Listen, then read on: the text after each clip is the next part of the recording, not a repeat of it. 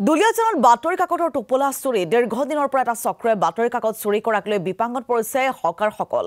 বুধবাৰেও পুৰণি বাছস্থানৰ পৰা চুৰি হ'ল বাতৰি কাকতৰ টোপোলা। উল্লেখযোগ্য যে ইয়াৰ ভিতৰত আছিল অসমীয়া প্ৰতিদিন কাকতৰ টোপোলাও।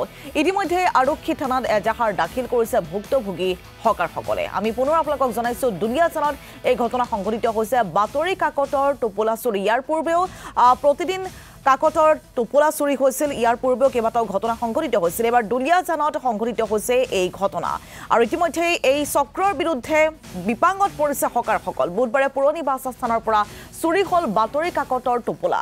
ইয়াৰ ভিতৰত আছিল আমি জনাইছো ইতিমধ্যে অসমীয়া প্ৰতিদিন কাকতৰ টোপোলাও। ইতিমধ্যে আৰক্ষী থানাত এজাহাৰ দাখিল কৰিছে ভুক্তভোগী হকাৰসকলে।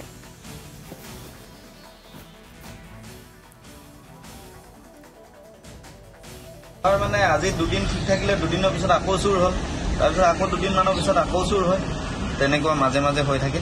নিলে 85ৰ পেকেট এটা, তাৰপিছত এদিন গ'ল জনমভূমিৰ 21 কপিৰ পেকেট এটা, তাৰপিছত মাজে মাজে এনেকৈ ৰছীডাল চাইড কৰি এনেকৈ টানি উলিয়াই নিয়ে। 5 কপি 10 কপি হাতত যি গৈছে। কমল শৰ্মাৰ প্ৰতিদিনৰ পেকেট এটা নাই আৰু মাজৰ পৰা উলিয়াই নিছে। জনাব লাগিব, নহ'লে বহুত আমাৰ পেপাৰ ৰাইজক দিলাম।